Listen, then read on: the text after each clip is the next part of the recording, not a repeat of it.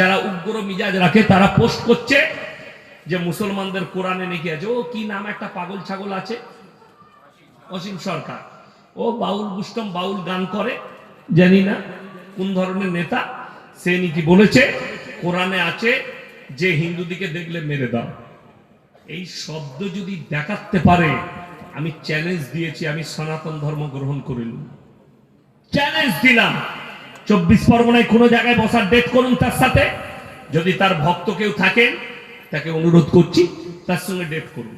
আমি একা নয়, 100টা মৌলবি তাকে চ্যালেঞ্জ দিয়েছে বসার জন্য, তার বাপের হিম্মত নাই বসি। যদি সত্যিকারই এক বাপের জন্ম হয়, বসে দেখাও আমাদের সাথে। প্রশাসন তুমি ঠিক করো, জায়গা তুমি ঠিক করো, খালি প্রশাসন আমাদেরকে ইনভাইট দিবে। আমাদের 100টা ইউটিউবার থাকবে, তোমার যতগুলো মিডিয়া থাকবে থাকবে, কোনো অসুবিধা নাই, দেখা যাবে। সব থেকে বড় প্রবলেম হচ্ছে তার ব্রেনের দোষ আছে। আমি যেটা দেখলাম, মানসিক রোগী, মানসিক ভারসাম্যহীন, তাকে ডাক্তার দেখানো দরকার। আমি অনুরোধ করব আপনি ভালো ডাক্তার দেখান। কোরআনে যেটা লেখা আছে সেটার অপব্যাখ্যা করা হয়েছে, অপব্যাখ্যা। আল্লাহর নবী সাল্লাল্লাহু আলাইহি ওয়াসাল্লাম কি আদেশ করেছেন এটা জানার জন্য তোমাকে নবীজি সাল্লাল্লাহু আলাইহি সাল্লামের পুরো বায়োডাটা পড়তে হবে। আপনাকে শুনিয়ে দিই কিছুটা। নবীজি সাল্লাল্লাহু আলাইহি সাল্লাম মক্কা বিজয় করেছিলেন যুদ্ধ করে, ঠিক কি না? যুদ্ধ করে মক্কা বিজয় করেছিলেন, ওটা একদিকে রাখুন। কোরআনে আছে অপর জায়গায়, কোন মানুষ, কি বললাম, মানুষ, এখানে ধর্মের কথা আল্লাহ মেনশন করেননি। কোন মানুষ যদি কোন মানুষকে অন্যায়ভাবে হত্যা করে, সে যেন গোটা মানব জাতিকে হত্যা করল।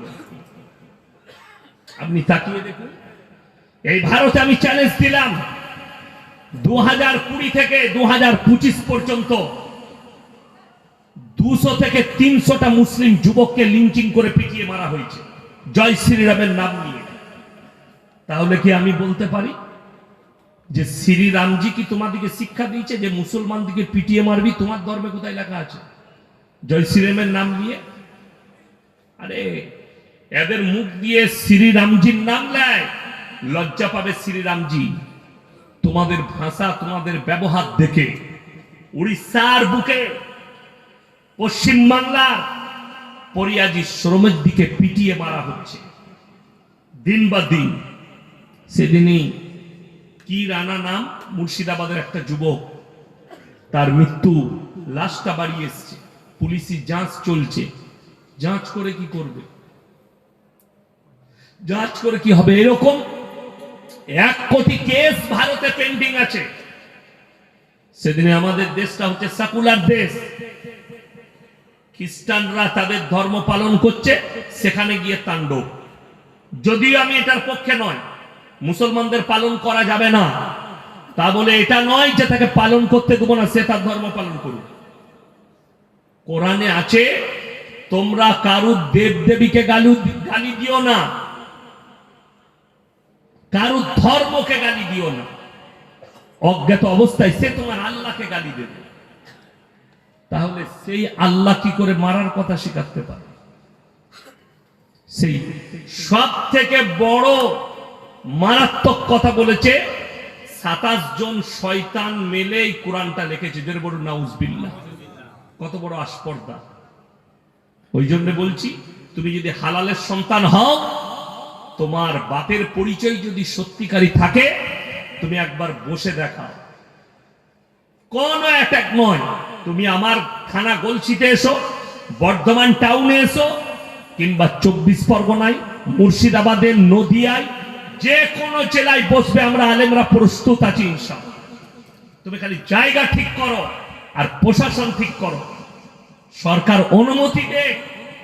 আমি দুঃখ প্রকাশ করছি এই সরকারের প্রতি, আমাদের রাজ্য সরকারের প্রতি আমার দুঃখ আজকে, যে এতগুলো থানায় এফআইআর হওয়ার পরও তাকে এখনো পর্যন্ত অ্যারেস্ট করা হলো না। আর 24 পরগনার একটা ছেলে খালি একটা বক্তব্য দিয়েছে, তাকে ঘর থেকে তুলে নিয়ে গেছে। 24 পরগনার একটা ছেলে খালি বলেছে নওশাদ জিন্দাবাদ, তুলে নিয়ে চলে গেছে। কত বড় আস্পর্ধা। আর এ এত বড় কথা বলেছে, এখনো রাজ্য সরকার একে অ্যারেস্ট করতে পারলো না।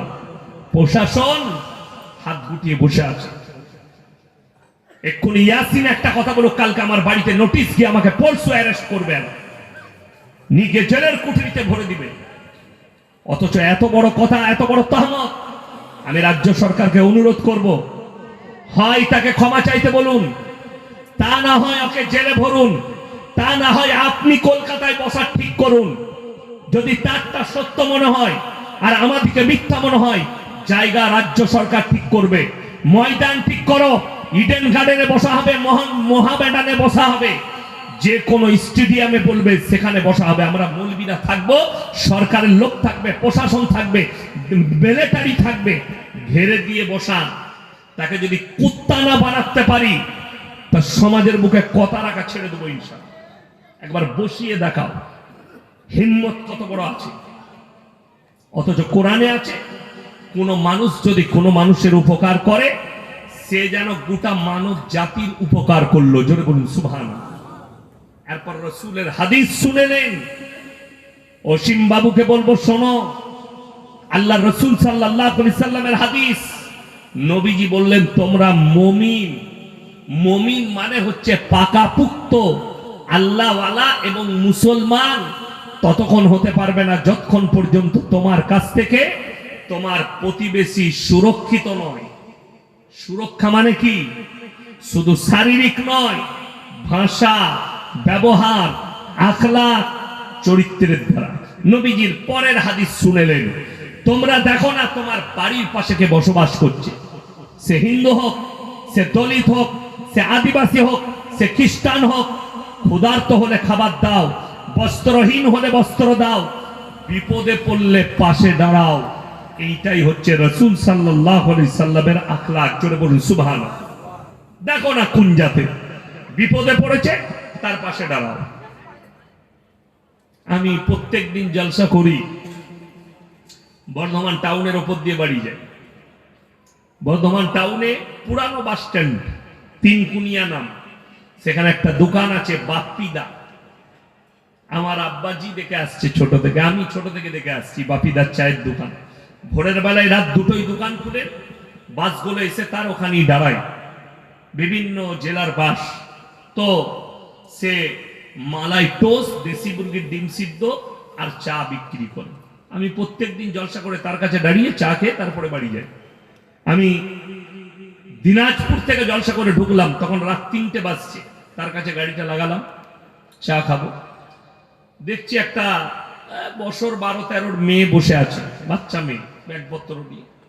বাপিদা বললে, দেখুন না দাদা, ইয়াসিন ভাই ইলাহাবাদ থেকে চলে এসছে, আর বাপ অত্যাচার করেছে মেয়েটার উপরে, মনে হয় আর একটা মা আছে সৎ মা, একে মেরেছে, পালিয়ে এসছে।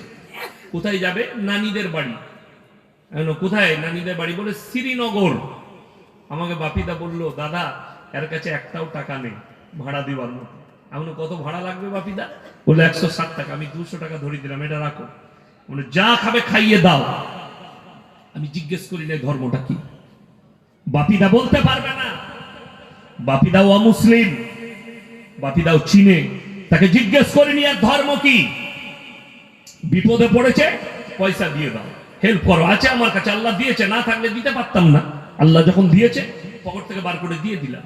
খাইয়ে দাও, পয়সা আমি দিয়ে দিচ্ছি, আমি যা খাচ্ছি তাই খাওয়া, অন্য কিছু নয়। ওকেও দেশি মুরগির ডিম সিদ্ধ দাও, ওকেও টোস্ট দাও, চা খা। বাচ্চা মেয়েটা কেন কি ভাবলাম জানেন? তার মুখের দিকে তাকিয়ে, এটা যদি আমার মেয়ে হতো, এটা দেখে কষ্ট হতো। এইটাই তো রাসূলের আখলাক। তাহলে মুসলমান কি করে ধর্ম বিচার করে? ইসলাম, আমি প্রমাণ দেবো। এখন মোবাইলে ঘুরছে, ফেসবুক, টুইটার, ইউটিউবে ঘুরছে, বোম্বের এশিয়া মহাদেশের সব থেকে বড় ক্যান্সার হসপিটালের নাম হচ্ছে মুম্বাই টাটা মেমোরিয়াল। তার অনেকগুলো গেট আছে। একটা গেটে একজন হিন্দু ভাই খানা বিলি করছেন, লাইন দিয়ে ছেলে মেয়ে সব দাঁড়িয়ে আছে, গরিবরা খাবার নিচ্ছে। সেখানে একজন মুসলিমদের মেয়ে নেকাব বেঁধে আছে, মানে মুখ ঢেকে যেভাবে আমাদের মারা থাকে ওইভাবে আছে। আর একজন চাচা বয়স্ক, মুখে দাড়ি, সাদা, মাথায় টুপি আছে, গরিব মানুষ লাইন আছে, এরকম 2-4 জন আছে। কি বলছে জানেন? जो जय श्री राम बोलेगा उसी को खाना मिलेगा, ना तो लाइन से निकलो। মোবাইলে ঘুরছে, আমি বার করে দেখিয়ে দিতে পারবো, আপনারা দেখে নিতে পারবেন ইউটিউব আর ফেসবুকে। जो जय श्री राम बोलेगा उसी को खाना मिलेगा। এটা একটা গেল। আর একটা গেটে একজন মুসলিম ভাই, মুখে দাড়ি, মাথায় টুপি, সেও বড় লোক, সেও খানা বিলি করছে, গাড়ি করে খাবার নিয়ে এসে, দামি খাবার। লাইন দিয়ে গরিবরা দাঁড়িয়ে আছে। সে কি বলছে জানেন? कुछ बोलने का जरूरत नहीं, भूख लगी है खाना खा लो। জোরে বলুন সুবহানাল্লাহ। কিচ্ছু বলার দরকার নেই, তোমাকে ভোগ লেগেছে, তুমি লাও আর খাও। ধর্ম ধর্মের জায়গায়, সেবা সেবার জায়গায়। এটাই তো নবীজি বললেন। দেখো না সে কোন জাতের, ক্ষুধার্ত হলে খাবার দাও, বস্ত্রহীন হলে বস্ত্র দাও, বিপদে পড়লে পাশে দাঁড়াও। অসীম বাবু আসুন আমার থানায়, আমি আপনাকে সাক্ষী দেব, প্রমাণ দেব। সেই ছেলে এখনো বেঁচে আছে, সেই পরিবার এখনো বেঁচে আছে। আমি আমার এলাকায় একটা হোটেল আছে, বড় হোটেল, সেখানে মাঝে মাঝে ঢুকতাম, মুসলিমদের হোটেল। একটা শিক্ষিত ছেলে, বিএ পাস ছেলে, লোহারদের ছেলে কাজ করত। সেই খাবারটা নিয়ে এসে দিত, চা পা। আমি বললাম, এই কত বেতন পাও? বলে, স্যার আমাকে প্রত্যেক দিন 100 টাকা করে দেয়। এত কম? কতদূর পড়াশোনা করেছো? বললে, দাদা আমার বাবা কাজ করতে পারে না, মা অসুস্থ, আমি লোহারদের ছেলে, বিএ পাস, আমি, আমার কষ্ট হলো, এত শিক্ষিত ছেলে এখানে কাজ করছে, আমাদেরকে চা দিচ্ছে। সে তো আমার থেকেও তার শিক্ষা বেশি বাংলায়। আমি যাই হোক একজন ধর্মগুরু, কিন্তু তার শিক্ষা তো বেশি বাংলায়। তো আমার কষ্ট হলো। আমি বললাম, ভালো জায়গায় কাজ পাবে? বললে, দাদা আমাকে দেখে দেন না, একটু বাইরে, আমার বোনটার বিয়ে দিতে হবে, যদি কোথাও 10-12 হাজার বেতন পাই। আমি বোম্বেতে আমার ভাইকে ফোন লাগালাম সঙ্গে সঙ্গে, এই একটা কাজের ছেলে নিবেন? বললে, লুবো। আমি বললাম, চল যাও, তুমি খালি মালিকের চা পানি বোয়াবে, চা এনে দিবে হোটেল থেকে অফিসে, আর বসে থাকবে, ঝাড়ু ফাড়ু দিয়ে দিবে অফিসে, আর তার ফরমাইশ শুনবে। বলে, কত বেতন? 12,000, খেয়ে দে, আমরা চলে যাও। তো সে 3 মাস হলো 30,000 টাকা পাঠিয়েছে, 3 মাসে আমার অ্যাকাউন্টে পাঠিয়েছে। তার বাড়িতে দিতে গেলাম, তার বাবা মা কি বলছে জানেন? স্যার আপনি মানুষ নয় ভগবান। এমন তোবা তোবা, এই কথা বলো না। বললে, আপনি দেখে দিয়েছেন, এরপর আমার মেয়ের বিয়েটা হয়ে যাবে, স্যার আমার মেয়ের বিয়েতে আসবে। এমন, ঠিক আছে দেখবো। তো আমাকে ইনভাইটও করতে গিয়েছিল, তাকে কি উত্তর দিয়েছি জানেন? আমি বললাম, উপরওয়ালা তোমাদের মঙ্গল করুক, কিন্তু আমার ধর্মে আছে, আমাদের কাটা হারাম, মদ হারাম, এবং অবৈধ জিনিস হারাম। অর্থাৎ তোমার বিয়ের জন্য আমার আশীর্বাদ রইল, তুমি চালের টাকা নিয়ে যাও, কিন্তু বিয়েতে আমি উপস্থিত হতে পারবো না, যেহেতু তোমাদের মদ মাস্ট, মদ চলবে। বলে, হ্যাঁ মদ আমাদের চলবে, কাটা মাংস থাকে। এমন, তাহলে আমি নেই, এমনি আমি তোমার বাড়িতে যাব, কোনো অসুবিধা নেই। আপনি তাকে গিয়ে জিজ্ঞেস করুন আমার ব্যবহারটা, সে বলবে, দেখিনি কোন ধর্মের বিপদ আছে, হেল্প করে দাও, এ আমি উপরওয়ালার কাছে পেয়ে যাব। এর বদলা কে দিবেন? আমাদেরকে মুসলিম দিকে ভাবতে হবে, কার কাছে? আল্লাহর কাছে।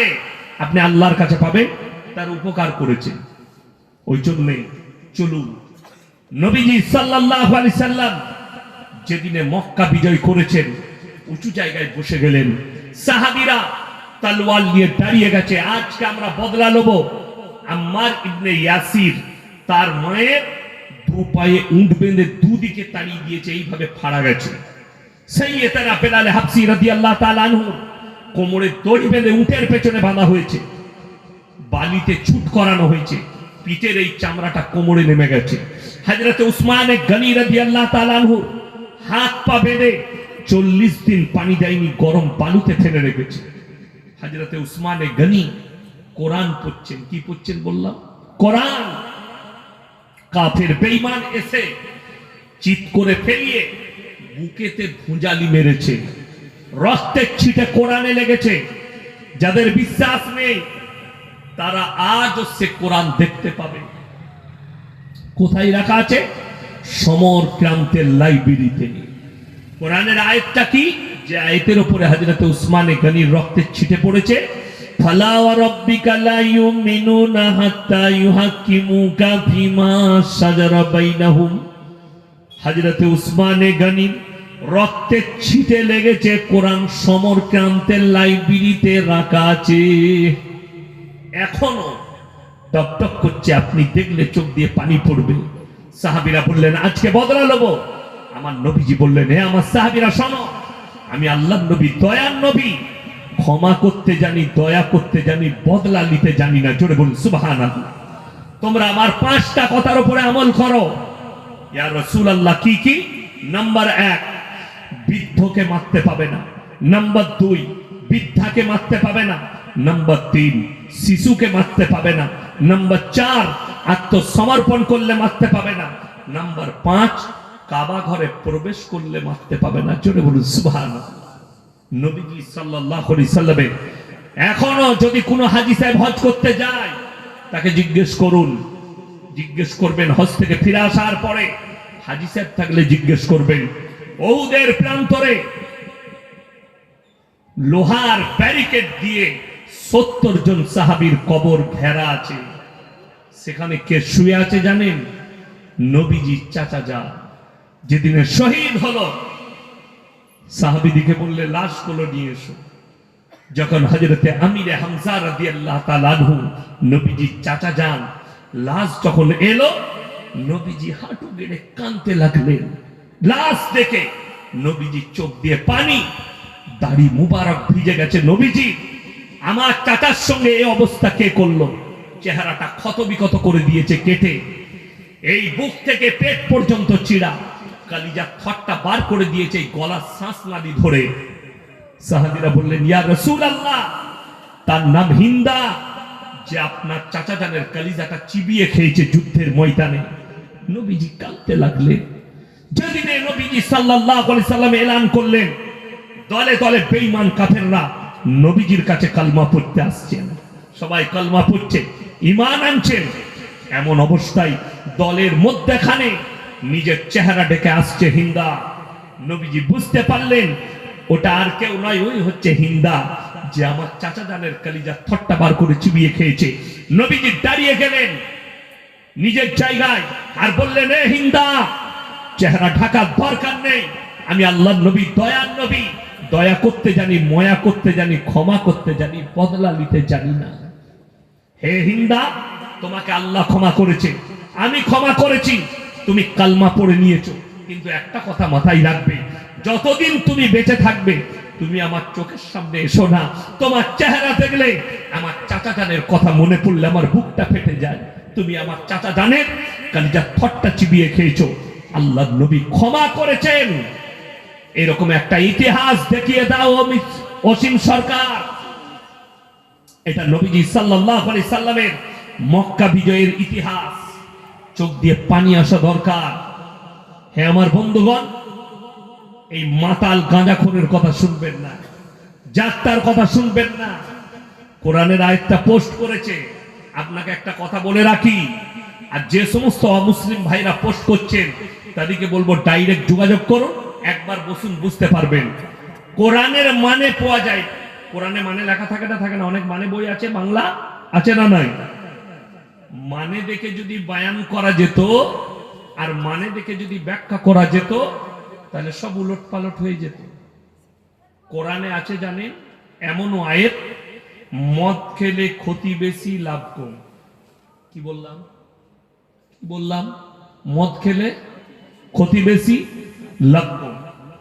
এই আয়াতটা কোনো মূর্খ পড়ল, তার কোনো জ্ঞান নেই, সে মনে মনে ভাববে মৌলবীরা তো আমাদের কাছে লুকায়, এই তো কোরআনে লেখা আছে ক্ষতি বেশি লাভ কম, হারাম তো লেখা নেই, তার মানে চালা।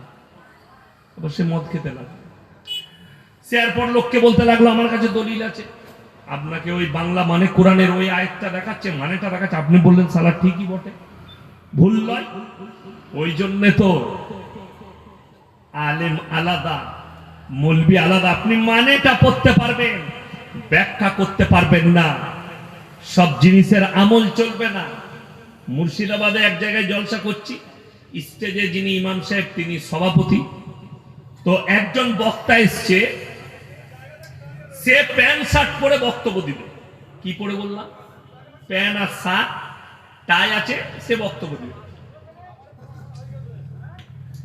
সেখানকার মৌলবীরা বলল, আপনাকে এইভাবে স্টেজে নিয়ে গেলে ঝামেলা হবে, আপনি একটা পাঞ্জাবি পরুন।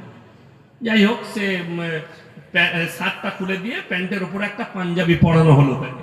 সে স্টেজে গিয়ে আমার আগে বক্তব্য দিচ্ছে, সমাজের লোককে কিভাবে আলেমদের বিরুদ্ধে উস্কাচ্ছে শুনেলেন। যে মৌলবীরা জানে না কোরআনে আছে সূরা ইউসুফে, ওয়াজাউ আলা কমিসিহি বিদামিন কাদিব ক্বালা বাল সাওয়ালাত লাকুম আনফুসুকুম আমরা। ইউসুফ নবী কামিজ মানে হচ্ছে শার্ট, সে তখন বুঝাচ্ছে কামিজ মানে শার্ট। তো ইউসুফ নবী শার্ট পরেছে, আমি পড়েছি, তা অপরাধ কি? সব লোকরা বললে দারুণ কথা বলেছে, ইউসুফ নবী শার্ট পরেছে, আর বেশিরভাগ মাল তো শার্ট পরে আছে। তার উপরে ফিদা হলো, মৌলবীদের উপরে চড়াও হলো। আমি গেলাম স্টেজে, আমি বললাম, এই তুমি চলে যাও না, বসো। বলে কেন? আমি বললাম, তুমি ভুল বলেছো, বসো এখানে, শুনে যাও। তখন মোবাইলের যুগ ছিল না, আজ থেকে 12 বছর 13 বছর আগের ঘটনা বলছি। তো যদি থাকতো, গোটা পশ্চিমবাংলার লোক দেখতো সেই ডিবেটটা, সেই ঝামেলা। সে বসে আছে না, বসো। আমি বললাম, আপনি মোহাম্মদ সাল্লাল্লাহু আলাইহি সাল্লামের উম্মত না ইউসুফ নবীর? বলে আমি মোহাম্মদ সাল্লাল্লাহু আলাইহি সাল্লামের উম্মত। আমি বললাম, তুমি ইউসুফ নবীর আমল করবে না মোহাম্মদ সাল্লাল্লাহু আলাইহি সাল্লামের আমল করবে? বলে আমি মোহাম্মদ সাল্লাল্লাহু আলাইহি সাল্লামের আমল করবো। আমি বললাম, তুমি তো এক্ষুনি বললে ইউসুফ নবী কামিজ পরেছে, বলে আমি পরছি। কথা বুঝতে পেরেছে না পারেননি? ইউসুফ নবী কামিজ পরেছে, ওই জন্য পড়ছি, তার মানে তো তার কথায় আমল করছে তুমি। ইউসুফ নবীকে নবী বলে বিশ্বাস করা যাবে, মুসা নবীকে মুসা নবী বলে বিশ্বাস করা যাবে, পয়গম্বর বলে সমস্ত নবীর উপরে বিশ্বাস আনতে হবে। কিন্তু বর্তমান সময়ে আমল হবে শুধুমাত্র মুহাম্মদ সাল্লাল্লাহু আলাইহি ওয়াসাল্লাম, বাকি সব আমল ঢাকা পড়ে গেছে। এই সময় যারা খ্রিস্টান আছে তাদের উচিত সঙ্গে সঙ্গে কালমা পড়ে মুসলমান হয়ে গিয়ে মুহাম্মদ সাল্লাল্লাহু আলাইহি ওয়াসাল্লামের উম্মত হয়ে যাওয়া। উম্মত হতে হবে, কেন? ইনি হচ্ছেন আখরি নবী। তো সে বুঝতে পারলো কার পাল্লায় পড়েছে। আমি একটা উদাহরণ দিয়ে বুঝাই। কোরআনে আমি ধরে নেন এখানে জালসায় আসছি, আগের দিনে আমাকে কমিটির ছেলে সেক্রেটারি ফোন করলো, হুজুর কি খাবেন? আমি বললাম, বাবা মাছ রাঁধবে, মাংস খাবো না, মাছ করবে। তো সে সকালবেলায় লিস্ট বানিয়েছে, আপেল আনবি, সুসা আনবি, কলা আনবি, খেজুর আনবি, হুজুরদের লেগে নাস্তা দেবো। আর হুজুর মাছ খাবো বলেছে, একটা মাছ নিয়ে আসবি। লিস্টে লেখা আছে মাছ। কি মাছ? রুই মাছ লিখেছে। কি মাছ? রুই মাছ। বাজারে চলে গেছে ফজরের পরে, আমাকে ফোন করলো, হুজুর আপনার জন্য রুই মাছ আনতে দিয়েছে। আমি বললাম, বাবা আমি রুই খাই না, তো কাতলা আনতে বলো। ফোন করলো, হ্যালো রুই মাছ নিবি না কাতলা নিবি? হুজুর রুই খাই না। কাগজে কি লেখা আছে?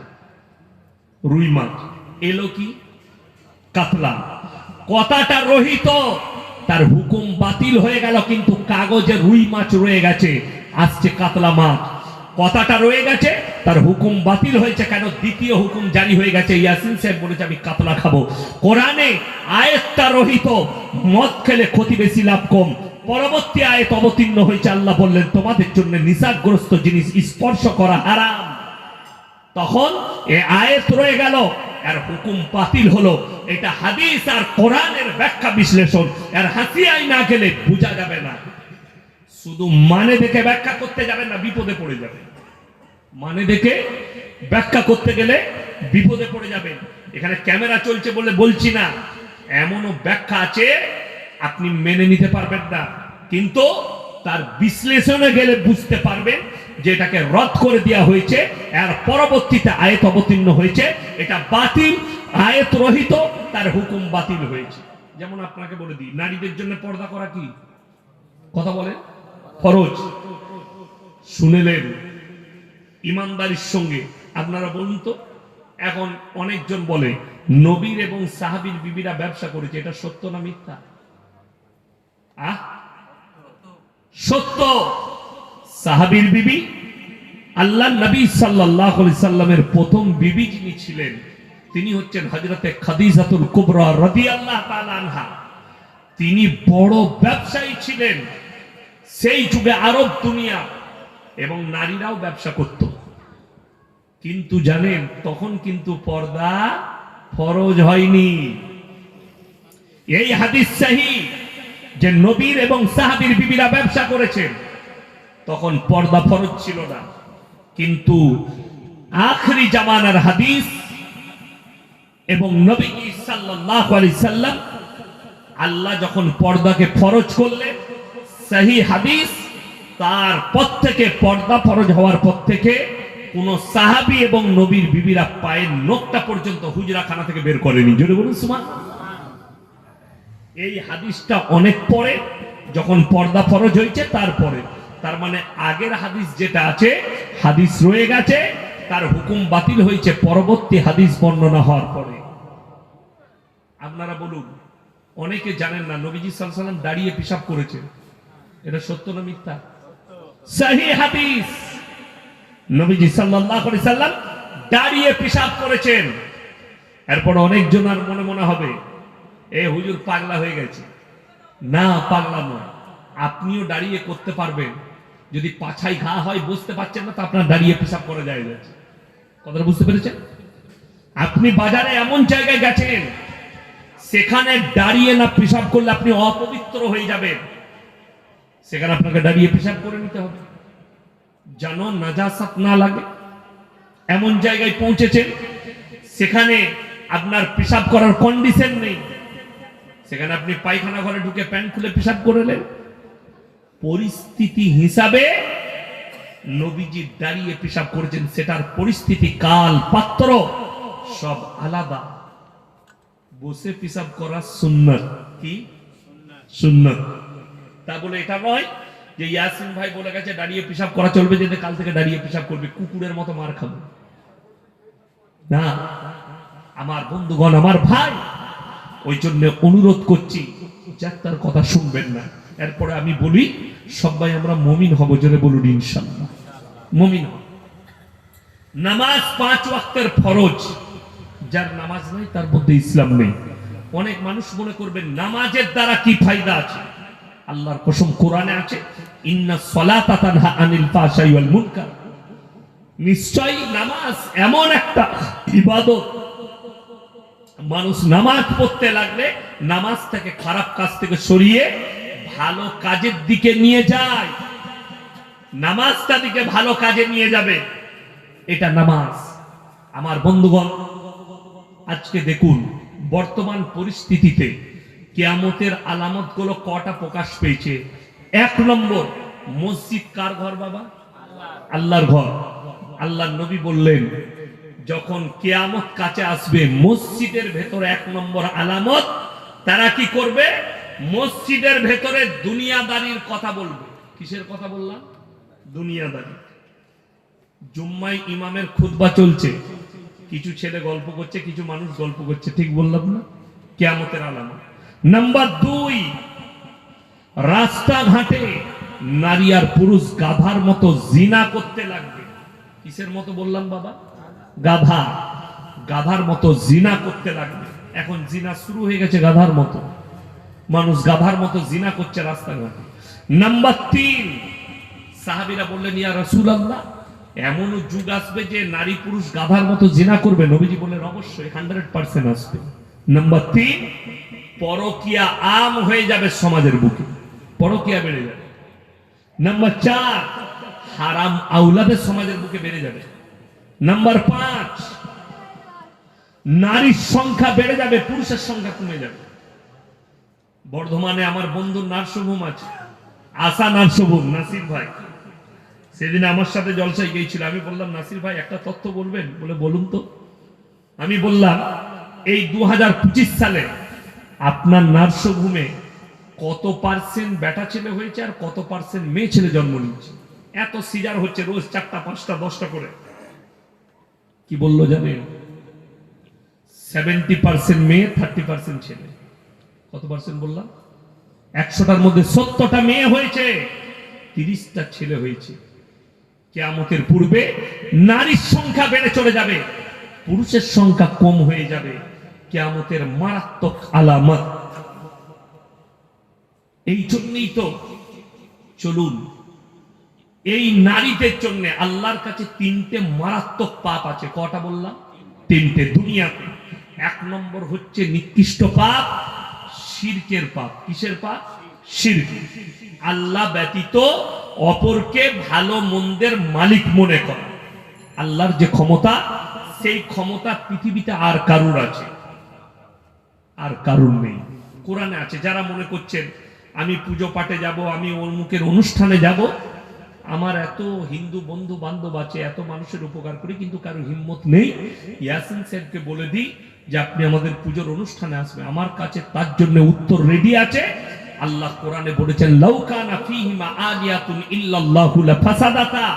আমি আল্লাহ ছাড়া পৃথিবীতে আর একটা আল্লাহ হলে পৃথিবীতে মারামারি সৃষ্টি হতো, বিভ্রাট হতো। তাই পৃথিবীর মালিক কজন? একজন। আপনারা মৌলবীদিকে বোকা মনে করেন, মূর্খ মনে করেন। গোটা পৃথিবী তাকিয়ে দেখলো, গোটা পৃথিবী এই সোশ্যাল মিডিয়ার মাধ্যম দিয়ে। জাভেদ আখতার বলে একটা ফিল্মের আর্টিস্ট আছে, নিজেকে জ্ঞানী বলে, বই লেখে, দামি দামি কথা বলে। সে আল্লাহ বলে বিশ্বাস করে না যে সৃষ্টিকর্তা বলে কেউ আছে, ধর্ম বিশ্বাস করে না, মুসলিমদের ছেলে, ধর্ম মানে না। তার ডিবেট হলো মুফতি সামাইন নদভির সঙ্গে ডিবেট চলছে। এমন একটা ইংরেজি বলেছে, জাভেদ আখতার বলছে, ভাই आप इतने डिफिकल्ट अंग्रेजी बोले हम समझ नहीं पाए, थोड़ा आसान भाषा में मुझे सवाल करेंगे? मुफ्ती साहब क्षमा চেয়ে বলছে। লোকরা বলছে মৌলবীরা কিছুই জানে না। তোমার জাভেদ আখতার রাস্তা খুঁজছিল পিশাবখানার, খুঁজে পাচ্ছিল না কোন দিকে পালাবো। সে ব্যর্থ হয়ে গেছে তার মিশনে। ইসলামের জয় হয়েছে, মুফতি সামাইন নদভির জয় হয়েছে, বলুন সুবহানাল্লাহ। প্রমাণ করিয়েছে সৃষ্টিকর্তা আছে এবং একজন, আর কেউ নয়। একজনই পৃথিবীর সৃষ্টিকর্তা, একজনই মালিক। অনেকজন মালিক হলে আল্লাহ কোরআনে বললেন, লাউ কানা ফীহিমা আলিয়াতুন ইল্লাল্লাহু লাফাসাদাতা। আমি আল্লাহ ছাড়া আর একটা যদি আল্লাহ হতো, পৃথিবীতে মারামারি আর বিভ্রাট সৃষ্টি হয়ে যেত। ওই জন্য আমি আল্লাহ ছাড়া পৃথিবীতে আর দ্বিতীয় কোনো আল্লাহ নেই। এবং আল্লাহর যে ক্ষমতা, বাচ্চাকে দান করেন, কথা বলে, বাচ্চাকে দেয় আল্লাহ। আমাদেরকে সৃষ্টিকে করেছেন আল্লাহ। হায়াতের মালিককে, মওতের মালিককে, রুজির মালিককে, গোটা পৃথিবীর সবকিছুর মালিক আল্লাহ। আপনি যদি মনে করেন যে না না আমি ইনকাম করছি, যখন রুজির মালিকটা আমি, সঙ্গে সঙ্গে আপনি কুফরি করলেন, শিরক করলেন। না, রুজি আল্লাহ দান করেন। এটা যাদের বিশ্বাস নেই তারা সকাল বেলায় উঠে দেখুন, একমাত্র মানুষই আল্লাহর এমন একটা মখলুক যাকে পরিশ্রম করে ইনকাম করে খানা খেতে হয়। ঠিক বললাম না? আচ্ছা, আপনি সকাল বেলায় টাকা ইনকাম করে এনে বউকে দিয়ে দিলে, ভাতের হাঁড়িতে ভরে দিলে ভাত হয়ে যাবে? চাল কিনতে হবে, বাজারটা এনে দিতে হবে, বিবিকে চুলা জ্বালাতে হবে, বিবিকে রান্না করতে হবে, তারপরে প্লেটে খানা। আল্লাহর কসম, একবার সকালবেলায় ফজরের পরে গাছের দিকে তাকিয়ে দেবে, একটা পাখি বসে থাকে, আল্লাহ তাকে বিনা পরিশ্রমে রুচি দান করে। শুধু তাই নয়, সে তো 4-5টা দানা খায়, পেট ভরে যায়। সমুদ্রের তলে 3 ভাগ প্রাণী আছে, তার মধ্যে সব থেকে বড় প্রাণীর নাম হচ্ছে নীলতিমি। এই নীলতিমি 24 ঘন্টায় বিজ্ঞান বলছে 100 কুইন্টাল খাবার খায়। কে রুজি দান করেন? আমার আল্লাহ। 3 ভাগ প্রাণীকে আমি আল্লাহ রুজি দান করি। আর তোমরা আমার উপরে বিশ্বাস করো না? একটা মানুষকে আমি আল্লাহ রুজি দিতে পারি না? এই আল্লাহ ছাড়া অপরকে ভালো মন্দের মালিক মনে কর। আপনাদের 24 পরগনায়, বর্ধমানে, বীরভূমে, মুর্শিদাবাদে অনেক জায়গায় আছে, বেকা গাছের নিচে মাটির ঘোড়া রেখেছে, আগরবাতি, মোমবাতি, চাদর টাঙিয়েছে। সেখানে মুসলিমরা সিজদা করছে, ভালো মন্দ চাইছে। ইমানদারির সঙ্গে বলবেন, আমি ইয়াসিন এখন বেঁচে আছি না মারা গেছি? বেঁচে আছি, কথা বলছি যখন আমার মধ্যে প্রাণ আছে। এখন ভাইজান যদি আমাকে বলে হুজুর 100 টাকা দেন, পারবো না? পারবো না, পকেট থেকে বার করে দিতে পারবো। আচ্ছা আমি যদি মারা যাই পারবো? আমি মারা গেছি, ইনি চাইলে আর পারবো দিতে? কেন পারবো না? আমার আর ক্ষমতা নেই। এইটা যদি মুসলমান বুঝতে পারে যে হুজুর বেঁচে থাকলে 100 টাকা দিতে পারতো চাইলে, হুজুর মারা গেছে চাইলে দিতে পারবে না, তাহলে আমার কবরে কি করে ভালো মন্দ চাইবি? কথা বোঝাতে পারলাম? আমি গুদা বাংলা বয়ান করছি। তাহলে আমি মারা গেছি ইয়াসিন, আমার কবরে কি করে ভালো মন্দ চাইবে? আমাদের সমাজে কিছু মূর্খ মুসলমান তারা গিয়ে বড় বড় আল্লাহর ওলিদের কবরে গিয়ে ভালো মন্দ চাইছে, যেটা ইসলামের শিরক। ভালো মন্দ দেনেওয়ালা আল্লাহ। পৃথিবীর কোন মৌলবি মোল্লা পীর ফকির নয়, কোন গাছতলা নয়। চলুন আপনাকে বুঝাই। আমরা নামাজে সূরা ফাতিহা পড়তে হয় না? হয় না? পড়ি। ইয়াকা নাবুদু ওয়া ইয়াকা নাস্তাইন।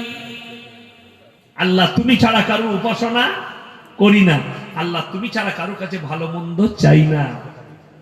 এখন একটা উদাহরণ শুনেলেন। এই গ্রামে চকলেট বিস্কুটের দোকান আছে না? নেই? আছে। সকালবেলায় উঠলেন, আপনার ভাইয়ের দোকান, আপনার চাচার দোকান, আপনি যাচ্ছেন, চাচার দোকান বাদ দিয়ে আপনি বিস্কুট কিনছেন অন্য পাড়ায় নরেনের দোকানে। ঘরের পাশেই চাচার দোকান আছে, আপনি কিন্তু চাচার দোকানে মাল লেননি, লিখছেন নরেনের দোকানে। দুটো মানে দাঁড়াবে, হয় চাচার কাছে মাল ফুরিয়ে গেছে, তা না হলে চাচার সঙ্গে আপনার ঝামেলা আছে। ঠিক কি না? দুটোর মধ্যে একটা কারণ হবে, তা না হলে চাচার কাছে মাল নিবেন। যারা আল্লাহকে বাদ দিয়ে গাছতলা, ছাঁচতলা, ঢিপি, মাজারে গিয়ে চাইছে, দুটো কারণ, হয় আল্লাহর কাছে মাল ফুরিয়ে গেছে, তা না হলে আল্লাহর সঙ্গে তোমার ঝামেলা চলছে। তা না হলে নামাজের পাঠিতে বলতে আল্লাহ তুমি রুজির মালিক, আল্লাহ তুমি বরকত দাও, আল্লাহ তুমি সন্তান দান করো। আমি চ্যালেঞ্জ ছুড়ে বললাম, বাড়িতে গিয়ে মানে কোরআন থাকলে খুলবেন, সূরা আল ইমরানের প্রথম পৃষ্ঠা, ওয়াল্লাযী ইউসাউবিরুকুম ফিল আরহামি কাইফা ইয়াশা লা ইলাহা ইল্লা হুয়াল আজিজুল হাকীম।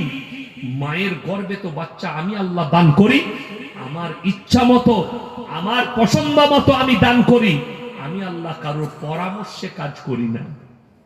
তাহলে ইয়াসিন সাহেব তাবিজ দিয়ে দিল আর বলল আমার তাবিজে বেটা ছেলে হবে, আর তুমি বিশ্বাস করলে শিরক না। আপনি ভেবে দেখুন সমাজের অবস্থা, নামাজ পড়ে না, রোজা রাখে না, দিনদার নয়, বাড়িতে ইসলামের পরিবেশ নেই, লাখ লাখ টাকা ইনকাম করে, 2 মাস বাজার খারাপ যাচ্ছে, সেই ব্যক্তি মসজিদে এসে ইমাম সাহেবকে বলছে হুজুর একটা তাবিজ দেন তো বরকতের। আপনি ভেবে দেখুন, আপনার মাসে 1 লাখ ইনকাম, আপনার মসজিদের ইমামের মাসে 5,000 টাকা বেতন, তাবিজটা আপনার প্রয়োজন হবে না হুজুরের? হুজুরের আগে প্রয়োজন, আপনার না। আচ্ছা বলুন তো, এরকম বোকা লোক আছে যে নিজে বড় লোক না হয়ে লোককে বড় লোক করবে? আমি নয়, অন্য মৌলবি হতে পারে, আমি কিন্তু নয়। আমি আগে নিজে চাইবো নিজে বড় লোক হবে, তারপরে লোককে করব। এটা প্রত্যেকটা মৌলবি। আমার তাবিজে আপনার দোকানে বরকত হবে, আর আমি ইয়াসিন 12,000 টাকা বেতন পাচ্ছি, আমার বরকত নাই কেন? আমার বন্ধুগণ, আমার ভাই, মাথায় ভরেলেন, বরকত তাবিজটা তখন কাজে লাগবে যখন আপনি 5 ওয়াক্তের নামাজি। যদি বলেন হুজুর কেমন করে, ও তাবিজু লাগবে না। শুনেলেন রাসূলের হাদিস, আল্লাহ নবী সাল্লাল্লাহু আলাইহি সাল্লাম সহিহ হাদিস বর্ণনা করলেন, যারা 5 ওয়াক্তের নামাজি হবে মৃত্যুকাল পর্যন্ত আল্লাহ তাদের রুজিতে কোনোদিন কমি দিবে না। জোরে বলুন সুবহানাল্লাহ। রাসূলের হাদিস, যারা আল্লাহর রাস্তায় দিনের পথে থাকবে মৃত্যুকাল পর্যন্ত আমি আল্লাহ তাদেরকে ইজ্জতের রুজি দান করবো। জোরে বলুন সুবহানাল্লাহ।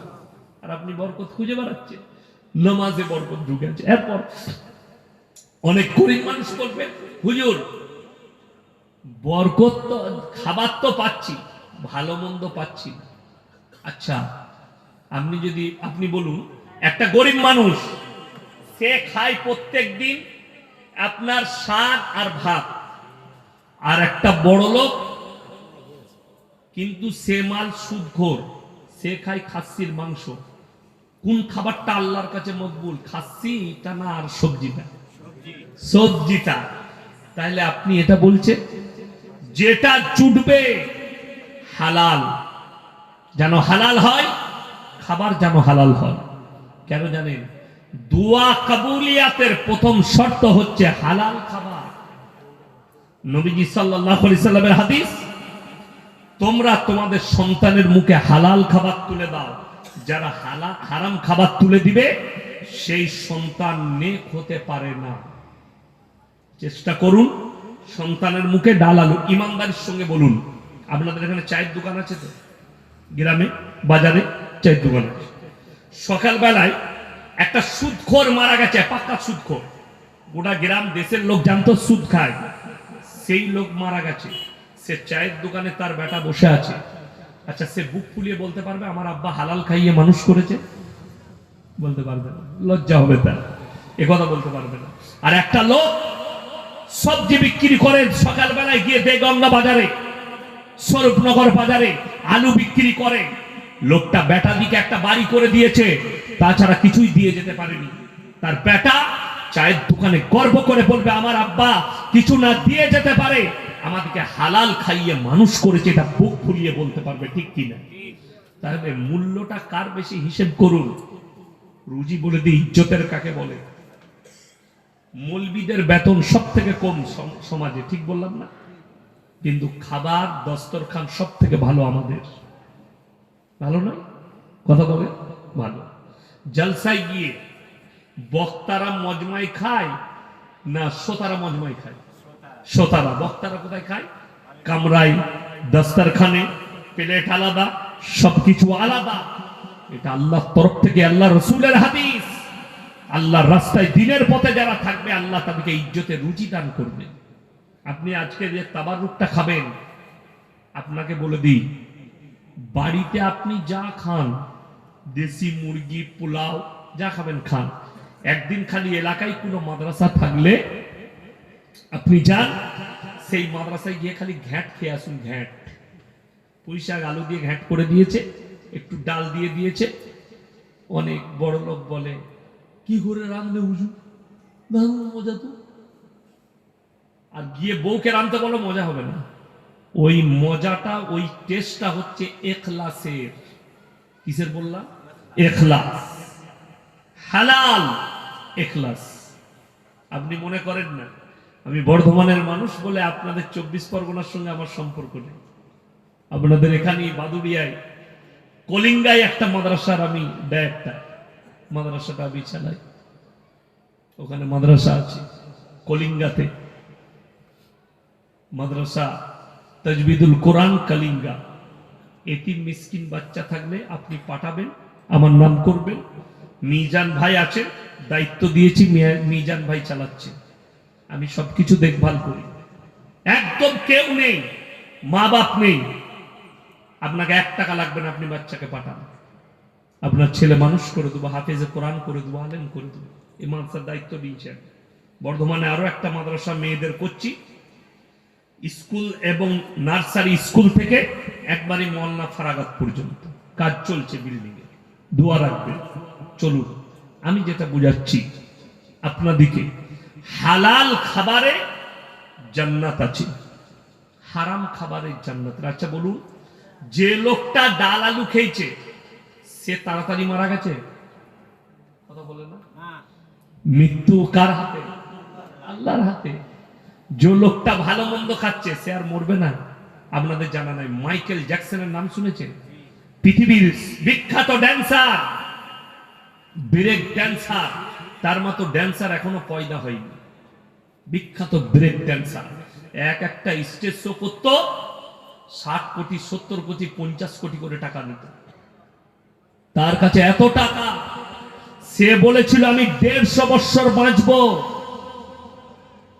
আমাকে কেউ রুখতে পারবে না। তার 50টা ডাক্তার ছিল, শুধু তার বডি, প্রত্যেকটা পার্সের ডাক্তার ছিল তার কাছে, সব সময় চেক আপ হতো। আজকে আমরা করোনা এলো, করোনার সময় আমরা মাস্ক পরেছি না পরিনি? Hand gloves, mask. Michael Jackson তার নিজের যুগে কখনো কারোর সাথে ডাইরেক্ট খালি হাতে হ্যান্ডসাপ করেনি, হাতে গ্লাভস পরে, ডাইরেক্ট বেশি কথা বলেনি, মাস্ক পরে কথা বলতো, মশারি একদম ভেন্টিলেশন ঘরে শুতো, সে ঘুমাতো, তার পাশে 10 জন ডাক্তার জেগে থাকতো, তার ঘুমটা খালি করতো। 50 বছরই পটল তুলে দিয়েছে, 150 তো দূরের কথা, 100 দূরের কথা, 60 দূরের কথা, 50 বছর বয়সে আল্লাহ তাকে মৃত্যু দিলেন। আর পৃথিবীকে দেখালেন কেউ নিজের ইচ্ছায় পৃথিবীতে বেঁচে থাকতে পারবে না আমার আল্লাহর ইচ্ছা ছাড়া। একটা মানুষের একটা মিনিট ক্ষমতা নেই যে আমি নিজের ইচ্ছায় বেঁচে থাকি। আমার আল্লাহর ইচ্ছায় যতগুলো জানদার আছে সবাই আমরা বেঁচে আছি। কার ইচ্ছায় বললাম? আল্লাহর ইচ্ছায়। তো আল্লাহ তাআলা আপনার কাছে কি চেয়েছেন? ভালো কর্ম চেয়েছেন, ভালো কর্ম, ভালো কাজ। এরপরে আমি বলছি 3টে সাদকা জীবনে করে যাবেন, 3টে সাদকা রেখে যাবেন, কিয়ামতের সকাল পর্যন্ত কবরে শুয়ে শুয়ে নেকি পাবেন। জোরে বলুন সুবহানাল্লাহ। কটা সাদকা বললাম? 3টে। নাম্বার 1, নেক সন্তান। কি সন্তান বললাম বাবা? নেক সন্তান।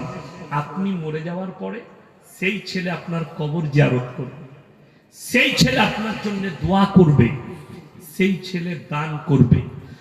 আজকে দুঃখ কি লাগে জানেন? বাপ মারা গেছে, বেটা ফজরের পরে মসজিদের দরজায় দাঁড়িয়ে আছে, হুজুর বেরুলো, কি ব্যাপার?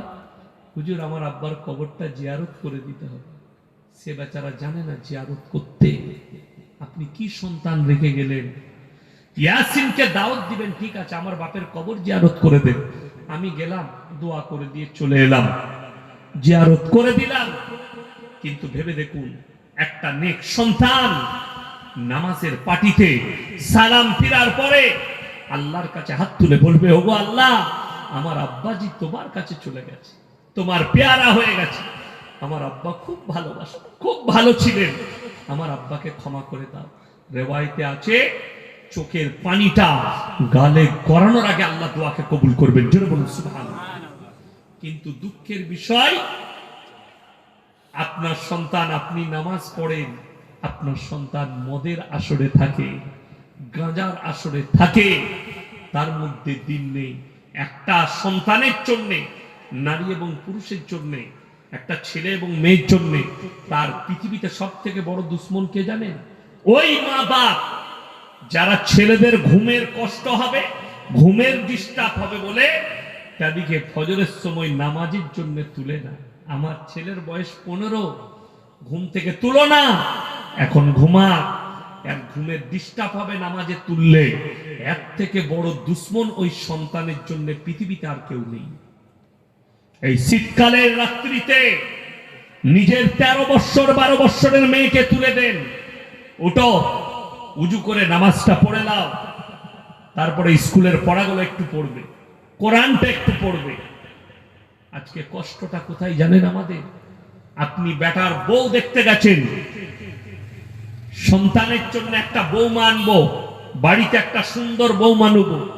আমাদের সমাজ বলে সুন্দর বৌমা নেব, সুন্দর আখলাক কেউ দেখে না, চেহারাটা সুন্দর দেখে। গিয়ে জিজ্ঞেস করলেন, মা কোরআন পড়তে জানো? জি, আমি কোরআন পড়তে জানি। সূরা ফাতিহা শোনাও। আলহামদুলিল্লাহি রাব্বিল আলামিন, আর শুনিয়ে দিল। মাশাআল্লাহ। মা নামাজ পড়ো? জি। বিয়ে হয়ে গেল, তারপর থেকে তার সন্তান হওয়া, এই শ্বশুরের মৃত্যুকাল পর্যন্ত শ্বশুর আর একদিনও জিজ্ঞেস করলো না মা আজকে নামাজ পড়েছো কি? ঠিক বললাম না ভুল বললাম? তাকে কোনোদিন। তাহলে তোমার বাড়িতে বরকত কি করে আসবে? সেই দাম্পত্য জীবন সুখী কি করে হবে? কষ্ট তো ওইটাই আমাদের আলেমদের। আপনি নবীজি সাল্লাল্লাহু আলাইহি সাল্লামের উম্মত নিজেকে বলছেন। নম্বর 1, নেক সন্তান তৈরি করুন, এটা একটা বহুত বড় সাদকা, নবীজি বলেছেন, হাদিসে আছে। নম্বর 2, বেঁচে থাকতে থাকতে নিজের জন্য সাদকা করে যান। মসজিদ, মাদ্রাসা, আল্লাহর রাস্তায় যেখানে দ্বীনের কাজ হবে, যেখানে দ্বীনি আলোচনা হবে, এই সব জায়গায় টাকা খরচ করুন। নাম্বার 3, খায়রুকুম মান তাআল্লামাল কুরআন আল্লামাহু, যারা ইলম হাসিল করে এবং অপরের কাছে পৌঁছে দেয়, ইলম হাসিল করে। এই দেখুন, আমি এতগুলো কথা বললাম, আমার আগের বক্তা বলল, আপনার ব্রেনে যেগুলো ঢুকলো সেটা আপনার দায়িত্ব, ইমানি দায়িত্ব হচ্ছে অপরের কাছে পৌঁছানো।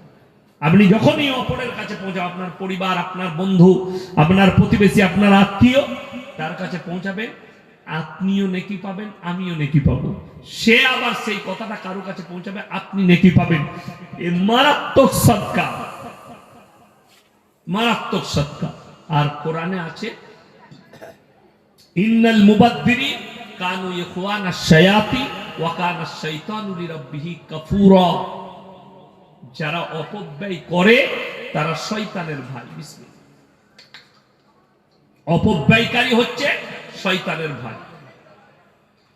অপব্যয় কাকে বলে? আল্লাহ আপনাকে হালাল টাকা দিয়েছে, ব্যবসা করছেন, খেতিবাড়ি করছেন, আপনি হালাল ইনকাম করছেন, সেই টাকাটা নিয়ে মদ, গাঁজা, জুয়া, আফিং, হিরোইন, নারীবাজি, গান বাজনা ইত্যাদি ইত্যাদি। আল্লাহ বললেন এরা হচ্ছে শয়তানের ভাই, শয়তান জাহান্নামে যাবে, এরাও জাহান্নামে যাবে। অর্থাৎ আপনাকে আল্লাহ যে টাকা দিয়েছে ওইটা একমাত্র আল্লাহর রাস্তায়, দ্বীনের রাস্তায় এবং নিজের জন্য খরচ হবে, নিজের জন্য। কোরআনের সূরা বাকারার প্রথমেই আছে, আলিফ লাম মিম যালিকাল কিতাবু লা রাইবা ফীহি হুদাল লিল মুত্তাকিন আল্লাযীনা ইউমিনুনা বিল গায়ব ওয়া ইউকিমুনাস সালাহ ওয়া মিম্মা রাযাকনাহুম ইনফিকুন। আমি যে রিজক দান করেছি সেখান থেকে তোমরা ব্যয় করো, হালাল টাকা থেকে ব্যয় করো, নিজের জন্য খরচ করুন। হালাল টাকা প্রতিবেশীর জন্য, আত্মীয় স্বজনের জন্য, মাদ্রাসা মসজিদের জন্য, কোরআনের জন্য, দ্বীনের রাস্তায় খরচ করুন। আমার বন্ধুগণ, আমি অনুরোধ করব, আপনারা অনেক কষ্ট করে এই মাজমা দিয়েছেন। অনেকজন বলে জলসা জারি রাখতে হবে, মাদ্রাসা জারি রাখতে হবে, মসজিদ, মসজিদ যদি বলেন একটা মুসল্লি, 5টা মুসল্লি, তাহলে মসজিদ রেখে কি হবে? না, একজন যদি গ্রামে নামাজ পড়ে তার জন্যই মসজিদ কায়েম থাকবে। একজনের জন্য, একটা লোক ভালো কাজ করে গ্রামে, তার জন্যই মসজিদ থাকবে। 5টা লোক জলসা শুনুন। আমি কেন বললাম যে কেউ কি ডেকে বসাবো না? ডেকে ডেকে জান্নাতে নিয়ে যাওয়া যাবে না। যার ইচ্ছা যাবে সে ফুলের বাগিচায় বসবে, এতে জোর জবরদস্তি নেই। এখানে বসতে হবে ফরজ নয়, এখানে বসলে নেকি পাবে। একবার সবাই বলুন তো সাল্লাল্লাহু আলাইহি ওয়াসাল্লাম। কেন বললাম? নবীজির উপরে দরুদ পাঠ করা। একবার দরুদ পড়লে 10 বার আপনার উপরে রহমত বর্ষিত হবে। আর একবার বলুন সাল্লাল্লাহু আলাইহি ওয়াসাল্লাম। 10 বার পড়লে 100 বার। ওই জন্য আমার বন্ধুগণ, এই মজমাকে টিকিয়ে রাখার জন্য, আগামী বছরের জন্য কোন আল্লাহর বান্দা আছেন একজন যে 5টি হাজার টাকা দিবেন?